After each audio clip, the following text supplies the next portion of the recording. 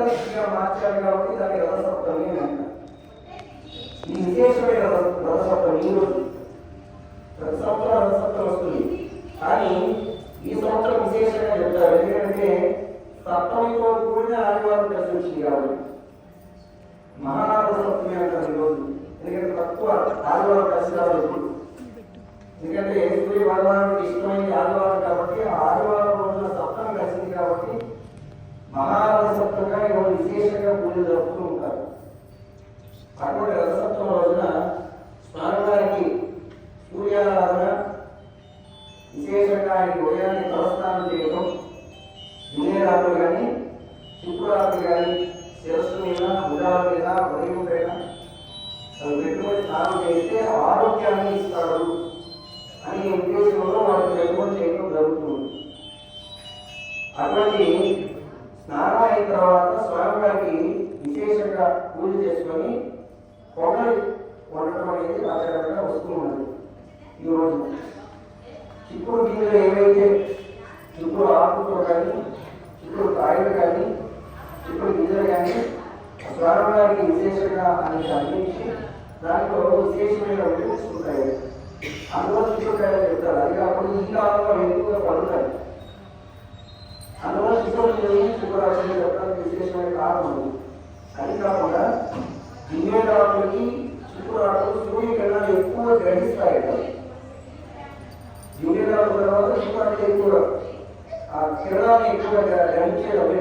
అందువల్ల వాటిని చెప్పాల్సి ఉంటుంది. అటువంటి సూర్యారాధన పూర్తయిన తర్వాత స్వామివారికి సంబంధించిన ఆదిత్య హృదయం, సూర్యాష్టమం ఇవన్నీ మనం కూడా చేసుకున్నాం. ఇటువంటి పూజా కార్యక్రమాలను నిర్వహించుకొని సప్త మహాసప్త లోక వసుంధర ఈ శ్లోకాలను చెప్పుకోవాలి. సూర్యార్ఘ్యం ఇవ్వాలి. మీ అందరికీ సూర్యార్ఘ్యం అనేది రోజు ఇవ్వడం మీకు కుదరదు కాబట్టి ఈ ఒక్కరో సరే సూర్యార్ఘ్యం ఇవ్వతే సూర్యార్ఘ్యం ఇవ్వడం వలన సూర్య భగవాను యొక్క అనుగ్రహం కలుగుతుంది. ఏ విధంగా కలుగుతుంది? అర్ఘ్యం ఇస్తే సూర్య భగవాను బలాన్ని చేరుకుంటారు. అందుకు అర్ఘ్యం ఇవ్వదు. అందరూ కూడా సూర్యార్ఘ్యం చూపిస్తారు ఉదయాన్ని అని అంటే రాక్షసులతో పోరాడి ఆయన ఉదయాన్ని సూర్యోదయానికి పూర్వాన్ని ఆయన వస్తూ ఉంటాడు. ఎందుకంటే రాక్షసులకి చీకటి ఇష్టం. సూర్య భగవానుడు వస్తూ ఉంటే ఇది ఎవరైనా ఆపాలని ఆయన్ని ఆపుతూ ఉంటారు. ఎప్పుడైతే మీరు అర్ఘ్యం ఇచ్చారో సూర్య భగవానికి ఆ అర్ఘ్యం ద్వారా ఆయన బలాన్ని చేరుకుంటారు. ఆ అర్ఘ్యాన్ని ఆయన స్వీకరించి ఆయన బలాన్ని పుచ్చుకొని రాక్షసులతో పోరాడి సూర్యోదయానికి మనకి ఉదయిస్తూ ఉంటాడు. అటువంటి అర్ఘ్యాన్ని మనం ఇవ్వడం కూడా జరుగుతుంది.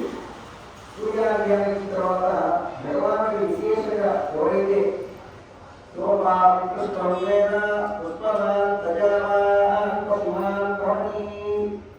సూర్య మంత్రంలో ఎవరు కూడా చెప్తారు. మరి మన తర్వాత పుష్పంలో వస్తుంది. యోపాం పుష్పం వేద పుష్పవాన్ ప్రజావాన్ పశుమాన్ భవతి. సూర్యోపాసన ఎవరైతే చేస్తారో, సూర్యోపాసకులుగా సూర్యుని ఎవరైతే ఆరాధిస్తారో వారికి ఎటువంటి రోగాలు ఉండవు, ఎటువంటి ఇబ్బందులు ఉండవట, ఎటువంటి ఆరోగ్య సమస్యలు కూడా ఉండవట. ఆయన ఏమేమి ఇస్తాడు? పుష్పవాన్ ప్రజావాన్ పశుమాన్ భవతి. పుష్పవాన్ అంటే సంపాదిస్తాడు. దాంతోపాటు ప్రజావాన్ సంతానాన్ని కూడా వృద్ధి చెందిస్తాడు. సంతానం లేని వారికి సంతానాన్ని కూడా కలిగిస్తాడు. దీంతో పాటు పశుమాన్ భవతి ఇంకేమిస్తాడు? పశు సంపద కూడా కలిగిస్తాడు సూర్య భగవాన్. అటువంటి ఇన్ని లాభాలు చేకూర్చేటువంటి సూర్య భగవాన్ని మనందరూ కూడా ఈరోజు మన దేవాలయంలో మీ అందరూ సహకారంతో భగవంతుడికి చాలా చక్కగా పరిసరాన్ని ఉన్నందుకు భగవాన్ సూర్య భగవానుడు అనుగ్రహం మీ అందరికీ ఉండాలి. ఆరోగ్యంగా ఉండాలి. ముఖ్యంగా ఎందుకున్నా ముందు ఆరోగ్యం లేదే ఉపయోగం లేదు. ఆరోగ్యమే ముఖ్యమైనది. అందుకే ఆరోగ్యమే మహాభాగ్యం ఉన్నారు.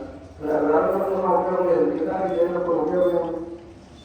అందువల్ల ఆరోగ్యం అనేది ముఖ్యంగా భగవానుడు మనకి అందిస్తారు కాబట్టి ఈరోజు సూర్యారాధన ఈ పూజా కార్యక్రమాలని మీరందరూ దేవాలయంలో నిర్వహించుకున్నందుకు, మీరందరూ కూడా ఇక్కడికి వచ్చినందుకు లక్ష్మీనారాయణ స్వామి వారి అనుగ్రహం, సూర్యనారాయణ స్వామి వారి అనుగ్రహం కలగాలని చెప్పి తెలియజేసుకుంటూ ఓం శ్రీ